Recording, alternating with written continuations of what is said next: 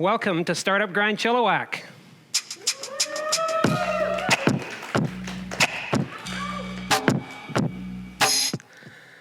All right, for those that are new, Startup Grind is a global movement supported by Google, and there's actually more than 600 chapters worldwide, which is amazing. I was just at a conference this past week with myself, Nettie Tam from SEPCO, and Dave Lejeune from Loop Energy. We were the Chilliwack contingent, and they had about 8,000 people in Redwood City, just south of the San Francisco airport. So it's really cool to see what's going on and also to see what others are doing with Startup Grind in their communities. They're in 120 countries, like I mentioned, and it's a really interesting organization. We've got 3 great sponsors that are covering us for 2020, the Chilliwack Economic Partners, Chilliwack Innovation Network, and the University of Fraser Valley. Let's hear it for those folks.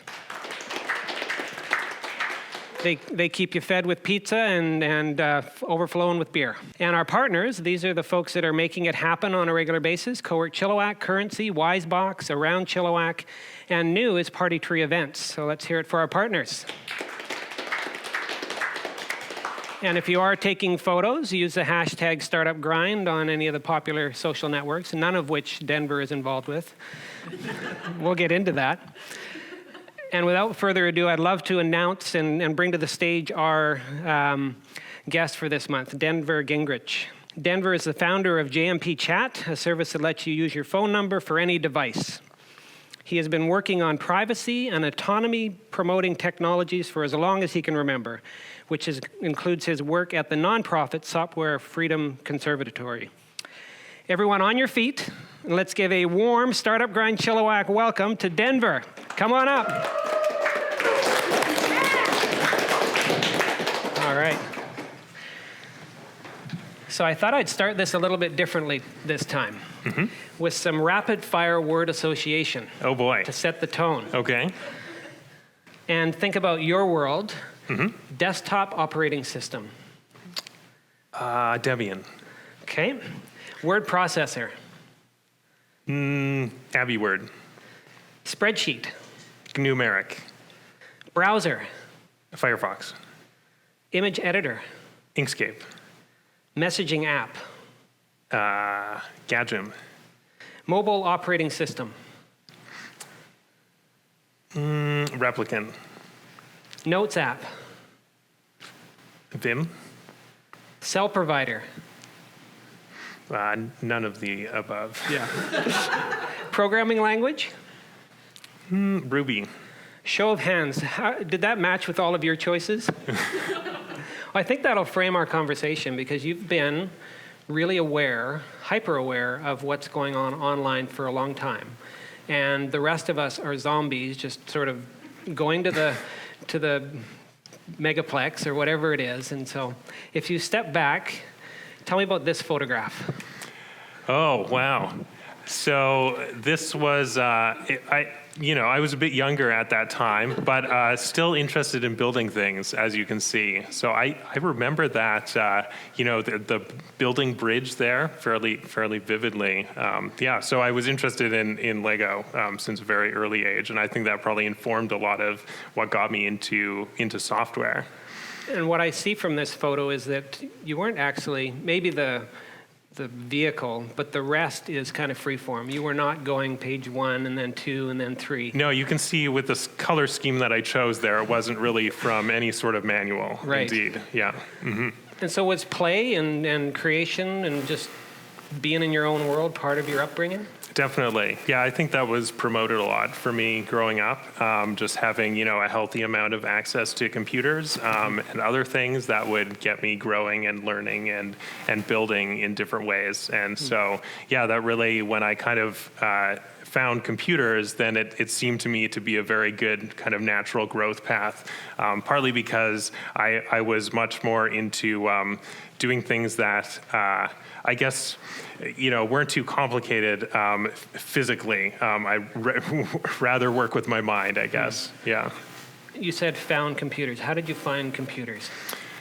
Well, we had a computer in the house, I think really since as early as I can remember. So we had a 286 and it had a DOS menu on it for playing a few different kinds of games, and then we upgraded to a 486, and then eventually we had Windows 3.1, and then it just kept going from there. And so it was quite a while before I actually learned about free and open source software. But yeah, I guess that progression was similar to a lot of people of my age, but maybe a little bit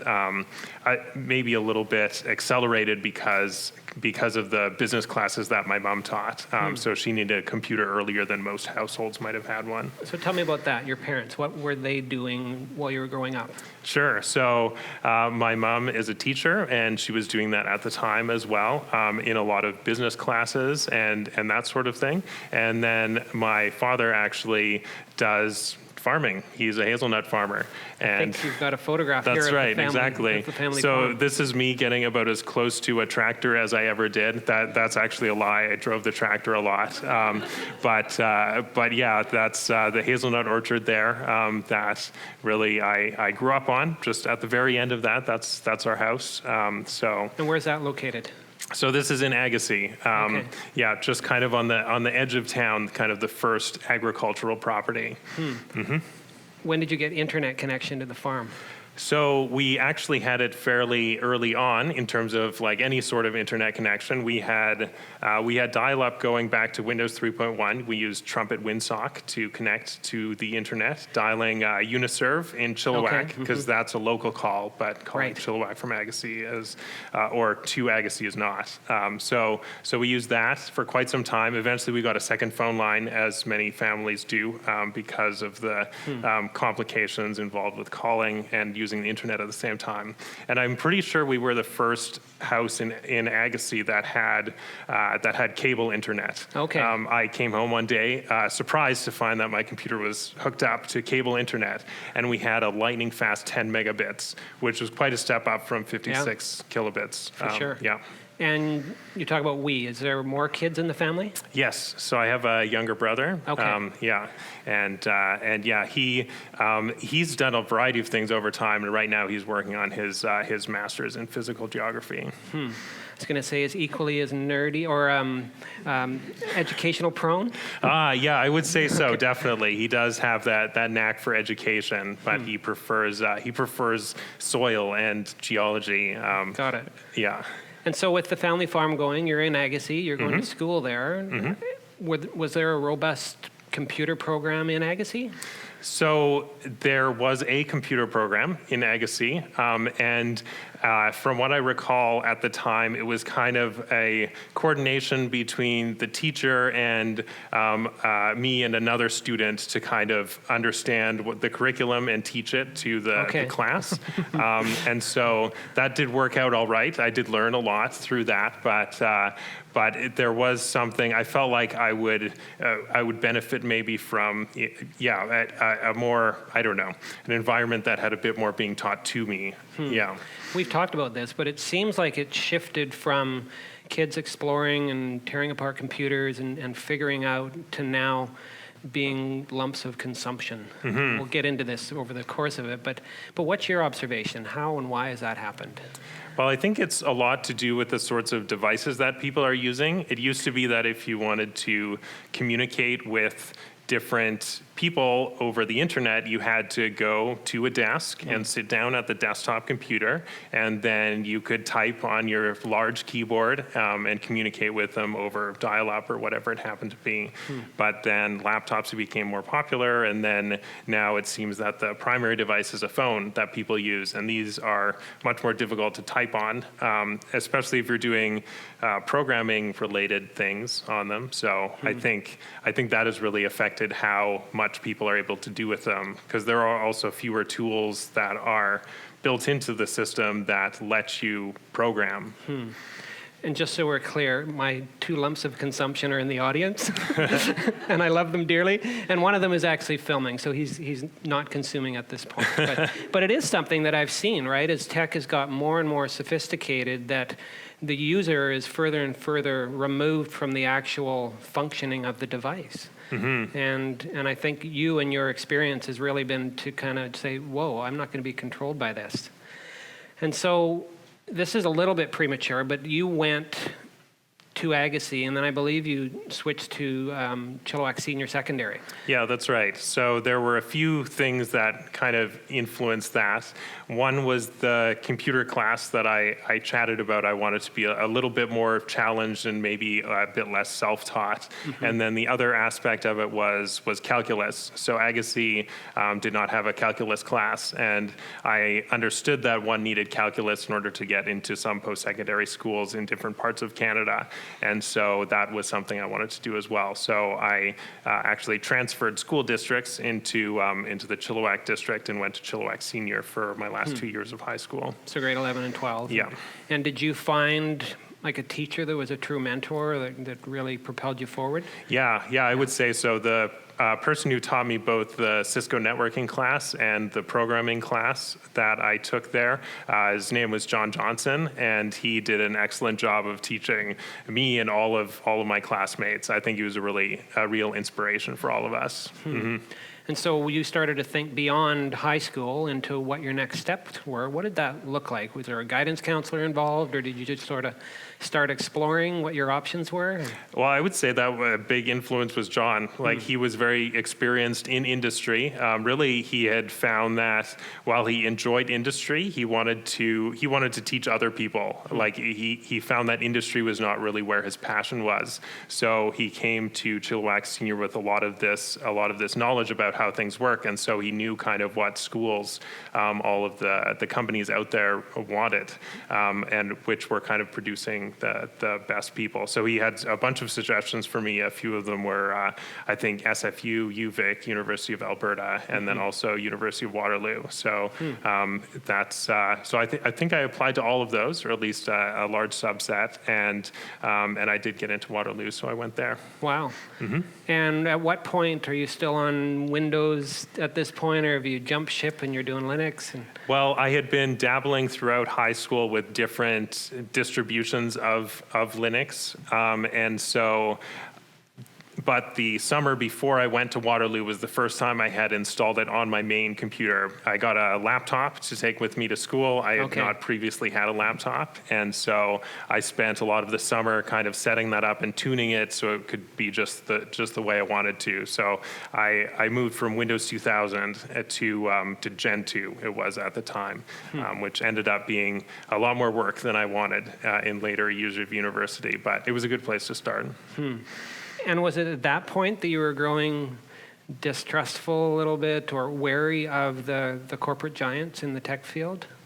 I think so. I mean, for me, a lot of it was just about the flexibility that I got with the tools that I was using. Mm-hmm. It was a bit frustrating to me that Windows didn't have any programming tools built in, or a very small set of tools. And actually, that's partly why it in some ways took me a while to start programming, is because I only got the disks because the person who did tech work for the Fraser Valley School District that I was in, he gave me some disks and said, "Here, you can use these." And it was I think Visual Studio, and so it had a bunch of tools, and so that was really one of the things I thought, well, I mean, shouldn't this be built in or at least easy to install? Because I had to go find these disks, and then I found, well, there's this whole other world where these things are easy to install, and you can change the software, and it's very adaptable, like all of the windowing system and everything. So I think that was really, really big for me, and it was really,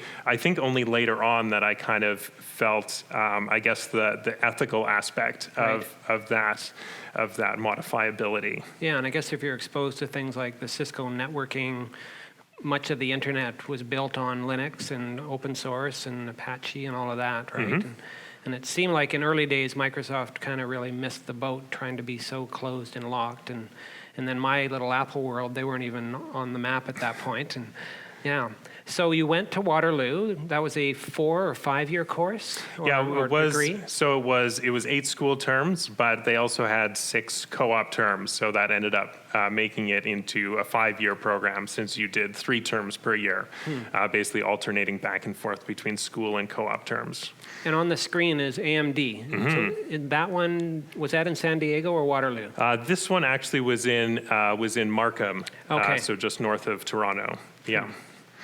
I think of the movie when I see office buildings like this, Office Space, right? Yes. Was it very much like that? So I think our building was maybe a little bit nicer than the one featured in Office Space. You can see it's much taller than the one featured in Office Space. But yeah, it was very similar in the sense that there were cubicles everywhere, and it was just a massive sea of cubicles. And you were filling out like TPS forms? No, I didn't have to do any TPS reports. No one hassled me about that. So that was a bonus. But they really did, in other ways, make me feel part of the team. So I think that was really helpful. Is it wasn't like I was some person who wasn't really integrated. I could access all the same stuff that all the full-time employees could.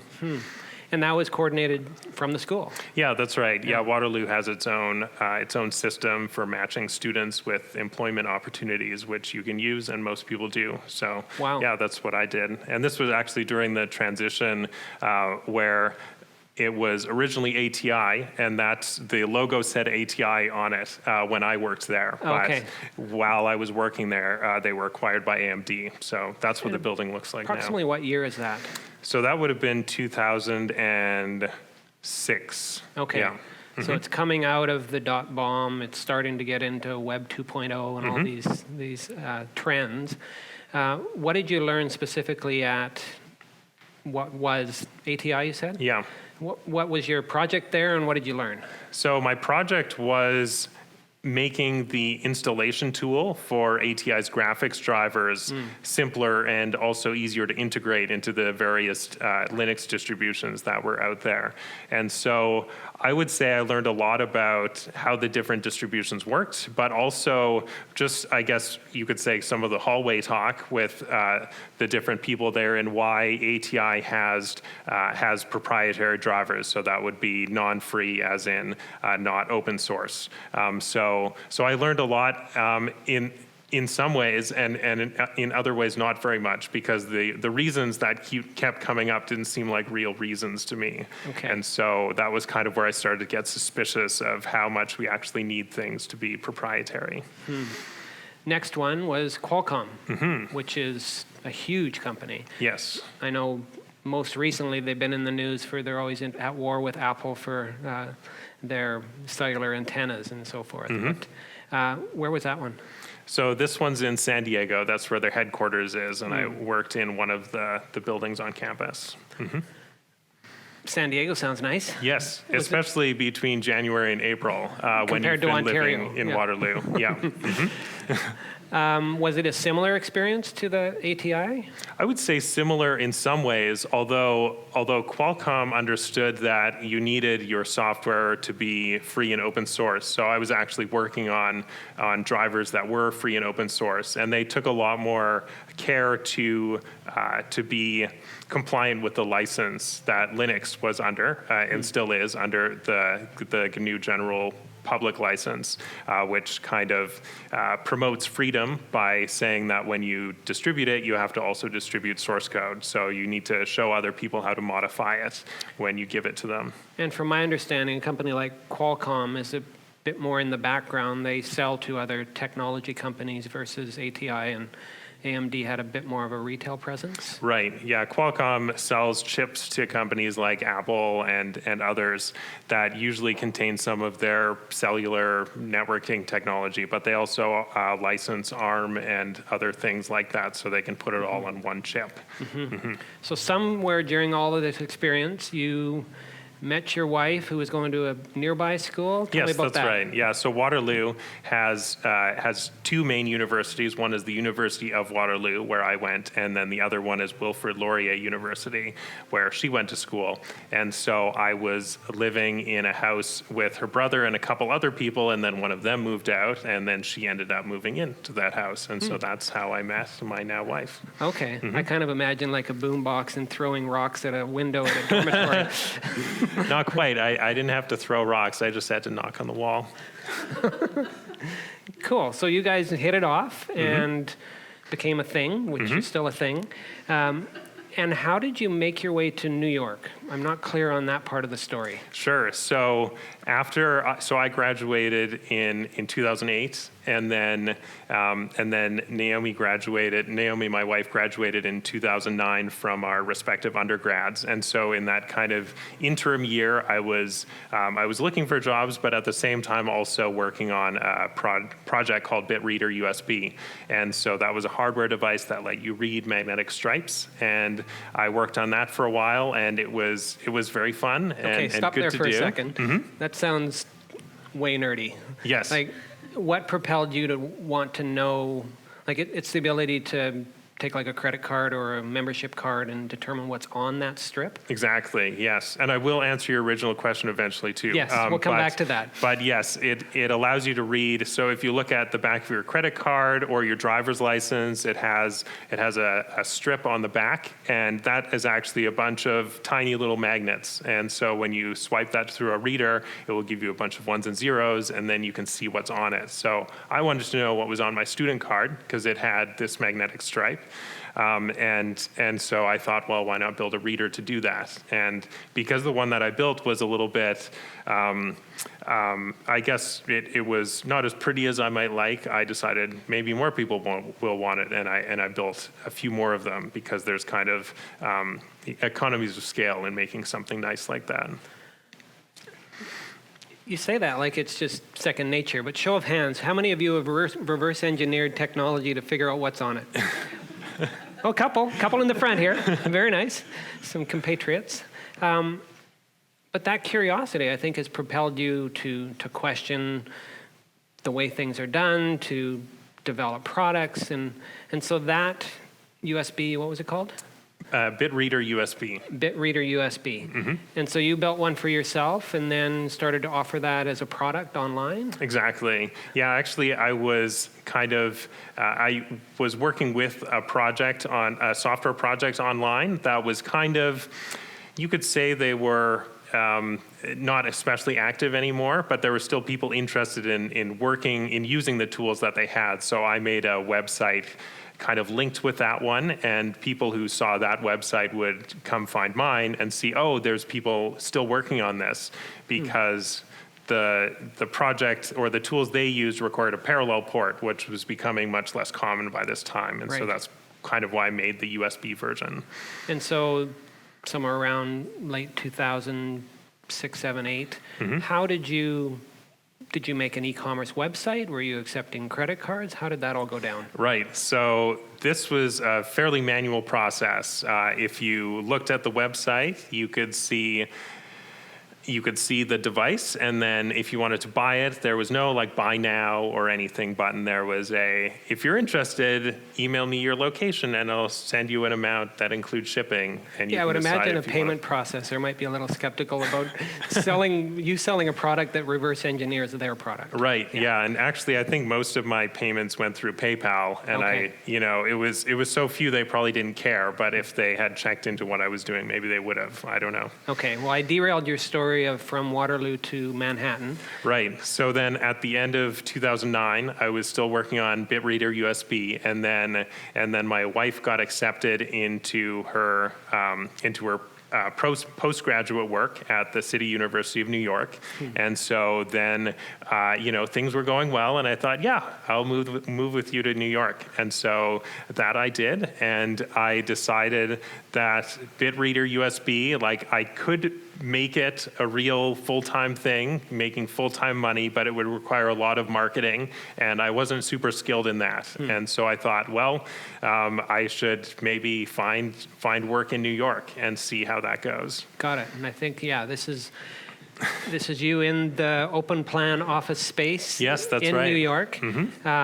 This is maybe your second job there? It is, okay. yeah. Tell me about the first job you got. Sure. So the first job I got, this was actually during the end of 2009, so almost right in the middle of the recession, and it was a little tricky to find jobs generally, but there were still some, I guess you could say, forward-thinking finance companies who were taking advantage of the low prices in the market to try some things out. And so the first one I worked at was a proprietary trading firm, which means that they only traded their own money. They didn't have investors or anything. And I was working on a high-frequency trading platform for them. So basically making trades as fast as you can and writing a lot of the software to make that happen. So that sounds like diving in head first. Was it a large development team or a small? It was pretty small. So there were 3 developers and then 1 trader and then a manager. Okay. Wow. And you said it was trading their own money. So this wasn't necessarily connected to the New York Stock Exchange or... Well, so the way we did, so they used their own money to trade, and we traded on CME, the Chicago Mercantile Exchange, which is mainly futures. So a certain kind of derivative, which is where actually a lot of the trading happens in derivatives. But it's also more complicated, and I don't know, that's more maybe philosophical how much we need derivatives. But that's what we were trading. And was this something that you understood from your university, or was this whole world brand new, finance? It was pretty new. Yeah. I didn't know too much about how the markets worked, and especially not derivative markets. But that was kind of their whole thing when they hired me. They said, don't worry, we can teach you the finance. You just need to know the coding. Got it. Interesting. And how long did you stay at that job? So I was there about a year and a half. Yeah, and then at that time, they decided they wanted to move in a different direction than high-frequency trading, and so then I was looking for a different job. Got it. And so I had actually, while I was working at that firm, I had met someone from an organization called Software Freedom Conservancy and had chatted with them a bit, and they were, through the things we chatted about, they were interested in hiring me, and they said, well, since we're a small nonprofit, we can hire you for a whole 1 day a week. And I said, well, that's nice, but I'm going to need a bit more than that to live in New York City. I think the next one is actually this organization, right. While we're on that. Yeah. So talk deeper about what they do and actually how you got the job.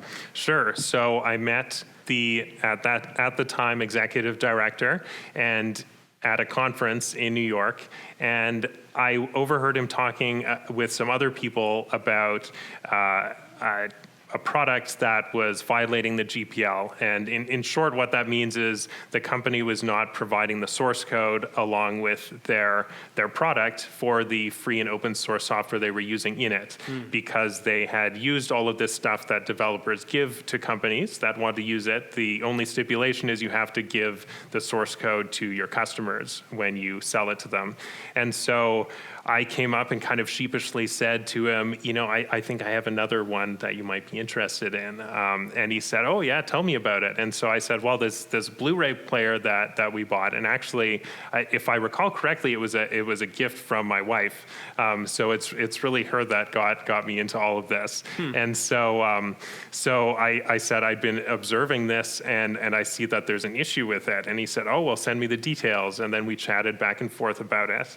And he said, yeah, this is really good. Thanks for telling me about this. We'll definitely investigate that. And then he said, so we're actually looking for someone to do this with us. Would you be interested? And then he gave me basically the biggest anti-sale I've ever seen for a job. He said, it's going to be really boring, and we can't pay you very much money, and it will be really hard to stay focused because it's very tedious.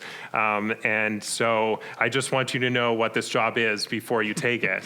And I said, yeah, I understand, but this is important work, and so I want to do it. And I think it will be more fulfilling than the finance work that I've done. So, and turned out to be, because I'm still working there today.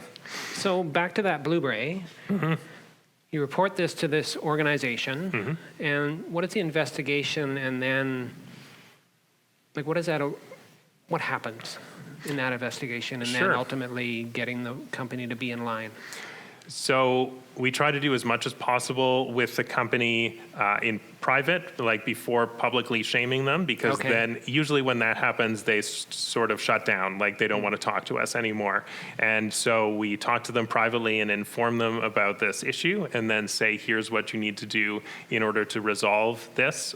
So you need to provide the source code, and then it usually takes a few rounds because their source code is often incomplete. And so then we get complete source code eventually, or if it takes too long, and by too long I really mean several years, not like a few days, they haven't got back to us with the source code. Or if we're kind of at an impasse and they say, well, actually we don't think we need to give this to you. At that point we would need to file a lawsuit in order to resolve the problem. But that's rare, and yeah, we don't want to do that, but it is sometimes necessary to kind of to show them that it's not without consequence. So this is New York based, it's a small team. How's it funded? So it's funded mainly through, these days, it's mainly through its supporter base. And so to become a Conservancy supporter with a capital S, you pay them $10 a month, and then you can get your name on their supporters page. So that's how a lot of it is funded through. I think we have several hundred, maybe 1,000 supporters now. And we do also have some corporate sponsors, but we try to keep that percentage a bit smaller so that it doesn't unduly influence what we might do. Although, because Conservancy is the type of nonprofit that it is, which is a 501c3 in the United States, it is bound by its mission, even if it does have corporate sponsors. And you being Canadian, what did it take to live and work in New York? So, because of NAFTA, it is relatively straightforward for me to work in the U.S. Because of the type of degree that I have. So NAFTA provides the ability for people working in certain fields to work temporarily for a few years in any other NAFTA country. So that would be Mexico and the US. And so I was able to get a NAFTA status for the time that I worked there. And that was helpful too for Conservancy, because they're a small nonprofit and were not able to fund a more complex visa, such as an H-1B or something like that. Right, got it. And I'm just going to go back. So while you're doing that 1 day a week, you're doing this the other 3 or 4 days a week. What is this? So this is at the second company called Broadway Technology, and this is also writing trading software, but a different kind of trading software. So they did more of a full stack, like everything from the software that talks directly to the exchange all the way up to the graphical interface that the traders use in order to place orders and things like that. And so there's quite a few steps in between those two, and they did all of that. So I worked on a variety of that. Mostly the stuff that talked with the exchanges. So this would have been after the meltdown.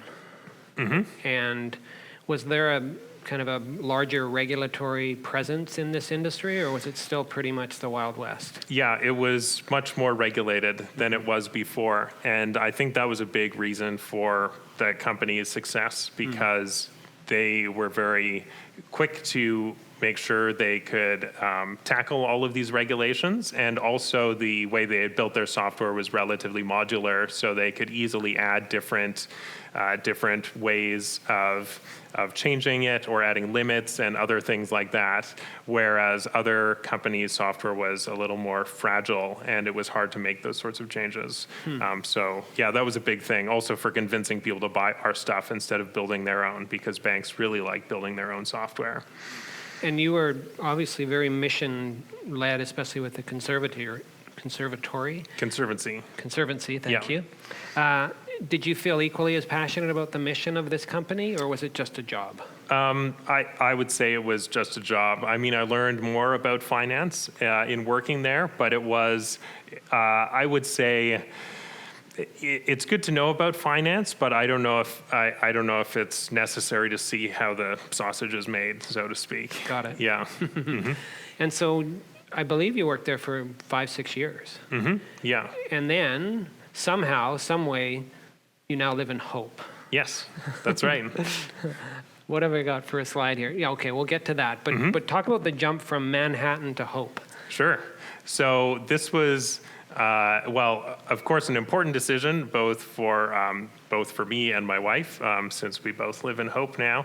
And it was there were a number of factors at play in that. So my wife finished her doctorate.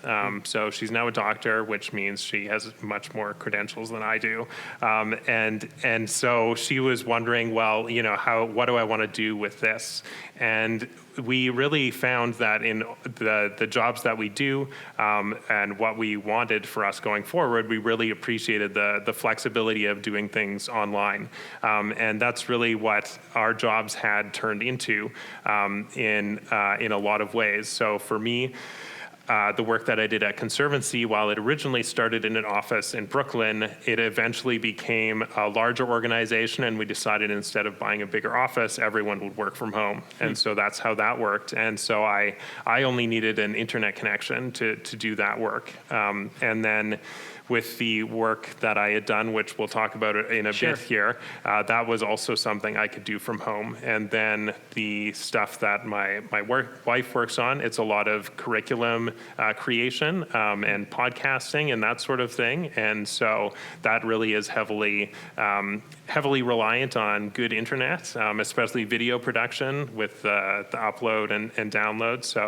So we discovered that Hope had fiber internet, and that was really, the one of the chief things we were looking for. But perhaps more importantly, it was in Canada. We're both Canadian, and we kind of felt more culturally at home, especially with it being close to my parents. And then, to give us more flexibility for what we wanted to work on, Hope has a relatively low cost of living compared with other places, even in BC. And so we thought that was important for us to give us a little more, a little more chance to figure out what we wanted to work on, and to give us, a bit more, runway for the projects that we had. And what year was that?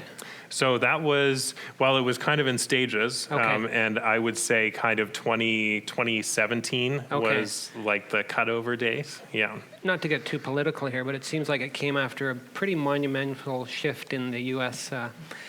System around 2016. Did that drive any of your choice to come back home? I would say, there was maybe a little bit of that in it. Actually, it's funny you mentioned that, because we were flying from Canada to the U.S. on election night, and we thought, I'm not sure if we're flying the correct direction here.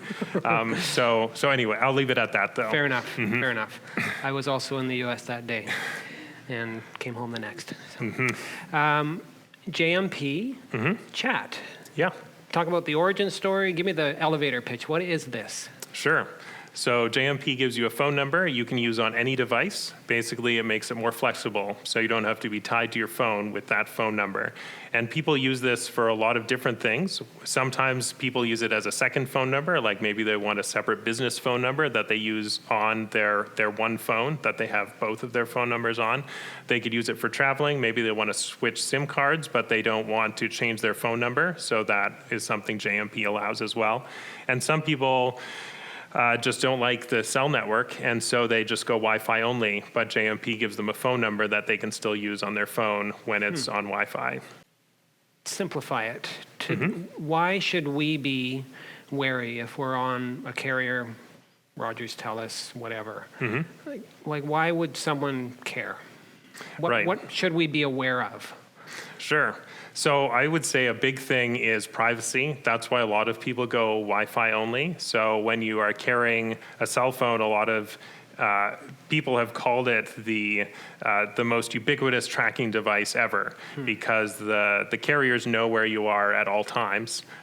Whether they share that with other people, like, we don't know how often that happens with law enforcement, or even in the US, they've had a big issue with that data being sold directly to advertisers, people's location. And all they had to do was put in a phone number into this form on like Verizon or AT&T, and then they would send back the GPS coordinates of where that person was, whatever cross street they were at. And I mean, the advertisers like that, but I don't think that's a great idea for anyone to have access to that. And of course, those systems will naturally make that possible.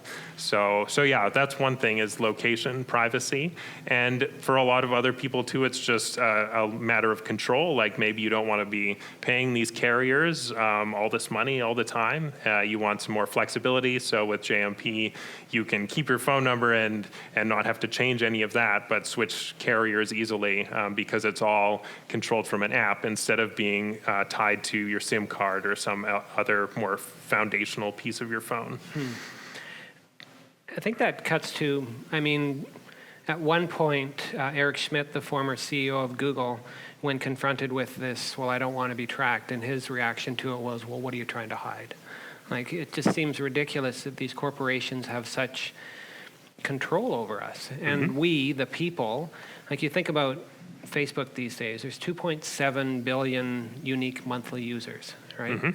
And you have never had a Facebook account. That's true. Like, how in 2014 you're at 2004, you're at a pretty progressive university. Probably everybody around you is jumping on Facebook.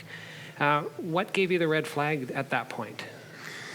I guess at that time, I was starting to become more aware of how the companies control you through the terms of service that you agree to when using their features or their products. And so when I started getting into different distributions of Linux, one of the things I noticed was, I don't have to agree to anything when I install this. And I thought, well, should I have to agree to anything? And I thought, well, no. I mean, why should I? I mean, there's nothing that I'm taking away from them or something. So that was kind of what happened when I was evaluating new services like that as well. I thought, well, how long is the agreement that I have to agree to use the service? And Facebook's seemed long and like not something I wanted to agree to. And so I think that was kind of my first thing, is I thought, no, this doesn't seem like a good deal to me.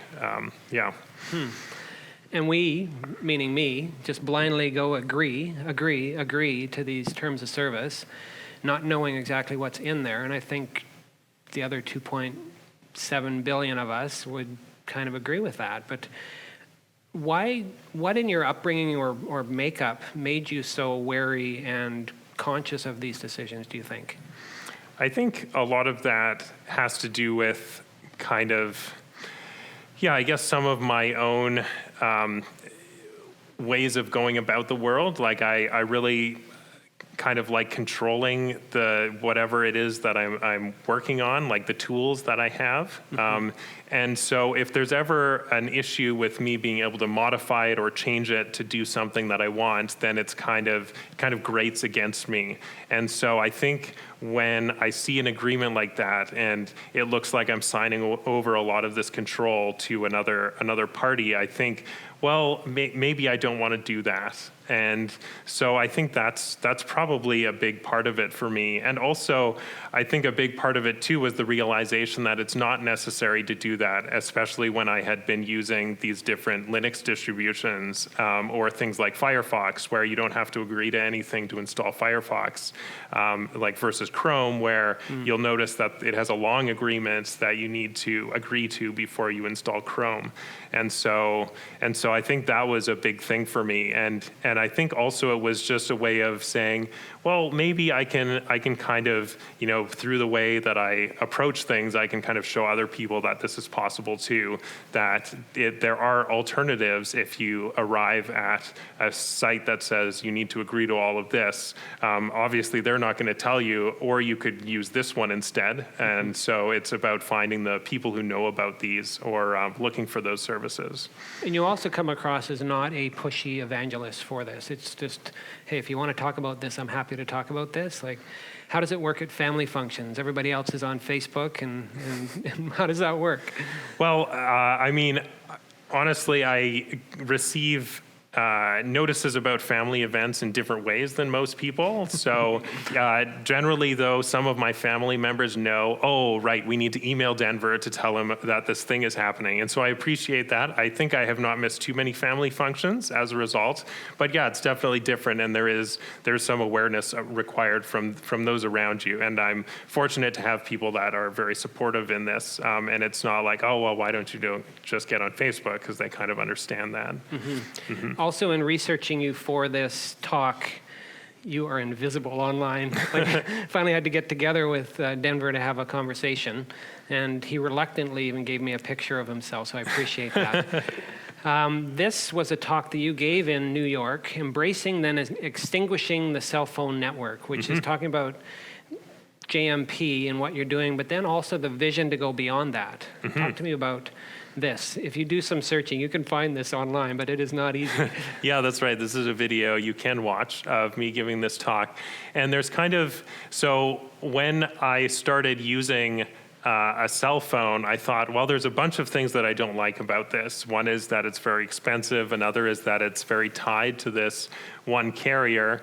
And I don't really have control over where it works and where it doesn't. Like if I go to some remote area, I might still have Wi-Fi, but I can't make a phone call. And that seems silly because I have a way to get on the internet.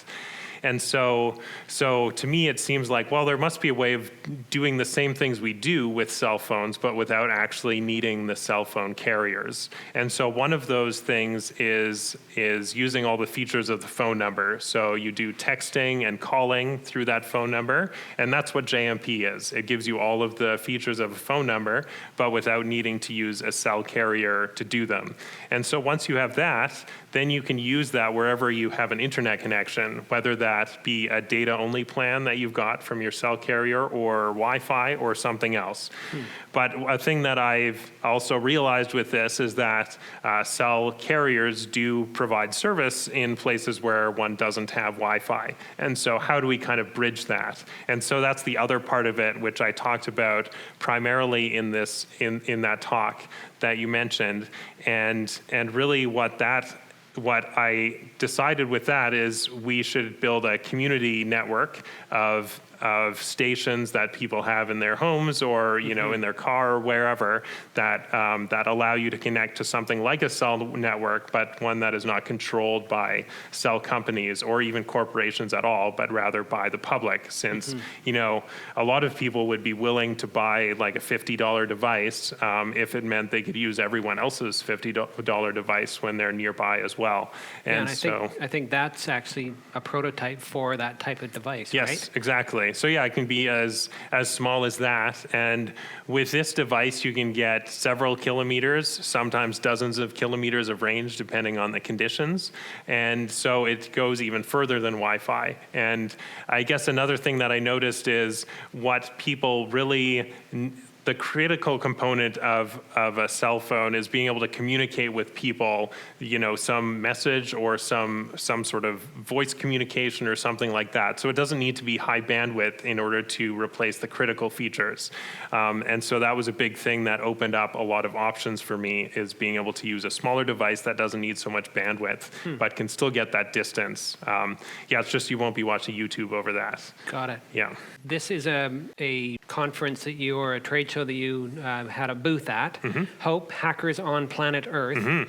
It's more of a philosophical question I was going to end with, but I'm going to, now that I see the word hope, are you hopeful for the future with this technology that we've bought into and giving away all, like, just sheeps to slaughter or whatever we're doing?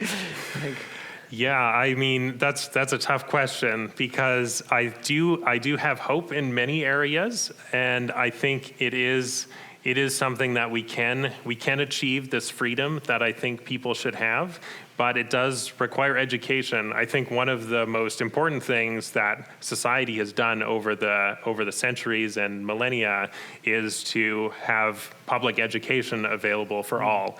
And I think a lot of the good things that have come come into the world are through that public education. And so I think we need to be careful in ensuring that people are educated about all of the things that they're doing, because people have very good, foundational literacy and mathematical skills, but in terms of technology that's been created in the past 10 or 20 years, most curricula that I've seen don't even mention them. Right. And so as some of my cousins who teach elementary school have told me, kindergarten students have smartphones, it seems to me like, well, we should be teaching that pretty early on then, like what actually is going on with these smartphones. Where is your data going? Where is it stored? What are your rights to it? All of that sort of thing. So I think if we do have that foundation and people can see how things work, then I think there will be a greater acceptance of the ways that one can achieve freedom. And I think that people will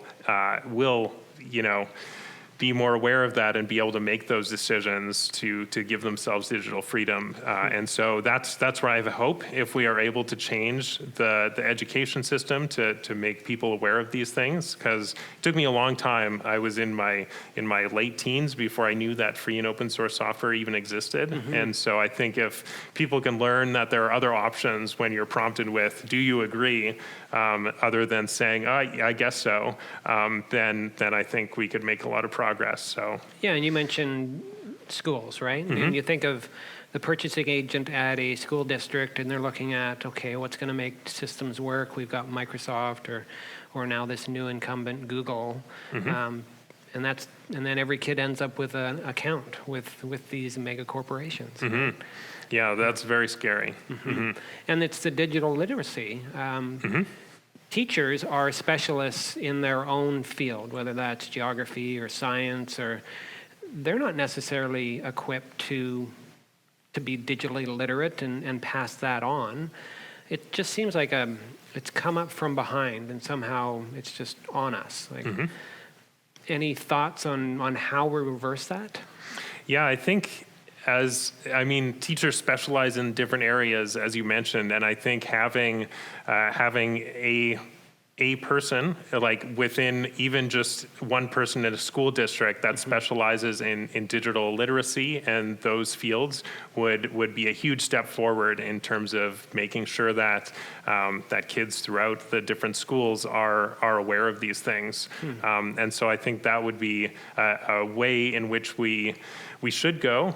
But in the meantime, I think one of the things that I noticed when chatting with my cousins is they said, well, yeah, we do have some leeway in how we teach and what we teach to our kids. It's just how do we pay for that? And so I think how it's going to start is through volunteers doing this and saying, hey, do you mind if I take like half an hour in one of your classes and chat about this? And as long as the answer is it's free, then they'll accept that, I think. But yeah, I think once we see the need for that, then it will be a bit easier sell to the districts.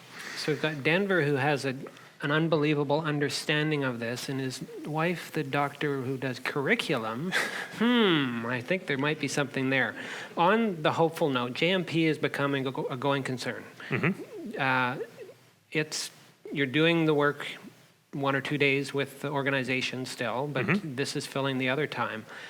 Tell me about how it's going and the traction you're getting.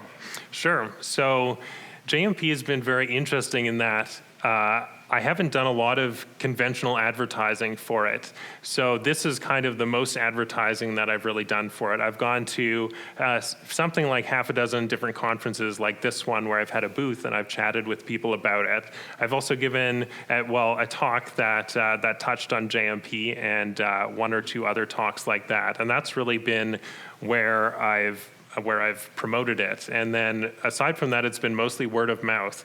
Like this is very much you could say, I guess direct-to-consumer sort of business, like I'm not reselling to businesses or something. And so that's been challenging in some ways, but for me also very, very fulfilling, because I get to see people interacting with it directly, not through any intermediary. So yeah, that's really been how I've promoted it, is through these sorts of events. And yeah, it's gone very well. And to see how different people are looking at it and like what's important to them. Some people, it's the free software aspect.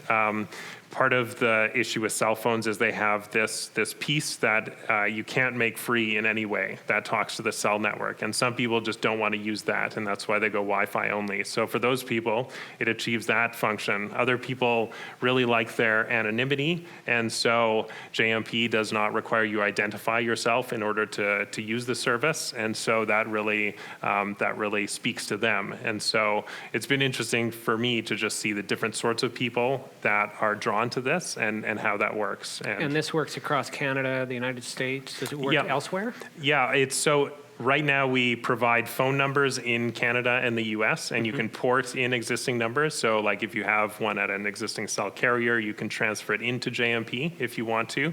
And then you can communicate with people around the world. So we support full international texting.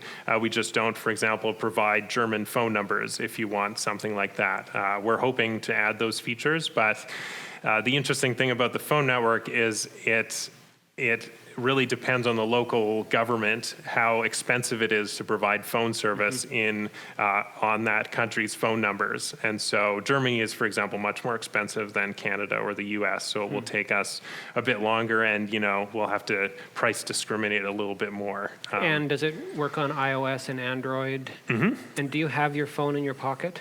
Actually, I don't. Okay. I don't right now. It goes like this, and it has little buttons on it. Yeah, that's right. So yeah, I don't use either of those OSs. It's a flip phone, and it does everything I need a phone to do. But yeah, this works on all of those operating systems. And you've also made the project open source, so others can have their own instance and run their own. Have anybody taken you up on that yet? So far, I don't think so, although I don't know, because people are free to do that and not tell me about it, which is fine with me. I think that's an important part, though, in developing this, is I wanted to give people that freedom to know, well, even if the service that I'm running goes away, you could bring up your own, or pay someone else to bring it up, or use someone else's instance. So it doesn't depend on me to keep this going. The software is out there, and it's free and open source, so you can run your own. And I think that gives people a lot more confidence that it will, continue going on regardless of what happens. I'm conscious of the time and do want to get to some audience questions, but I know this next one might be a can of worms. Payment, right? Are you accepting credit cards, or how are you getting paid? Is it through cryptocurrency or PayPal or? We actually support all of those. Okay. So credit cards, PayPal, and cryptocurrencies. And it's been very interesting for me to see just how each of these systems work. And if I wasn't working on JMP, I'd probably be working on payment processing, because I think there are a lot of things that need solving, because payment processors can deny your transaction for arbitrary reasons, and it's really frustrating as a business owner, especially when you're running something like JMP, which has a lot of different customers. It's not like I'm just receiving several $1,000 checks from a few people every month. It's a few dollars from hundreds or thousands of people a month. And so I don't really want to deal with every single transaction hands-on every time. So yeah, we support all of those. I think cryptocurrencies are interesting in that they're easier to accept in some ways, because there's no friction.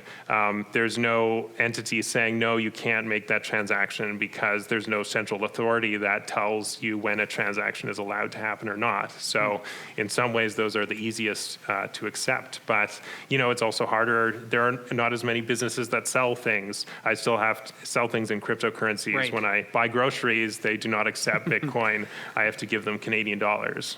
So yeah, there's still a bit of work to do there. Well, let's hear it for Denver.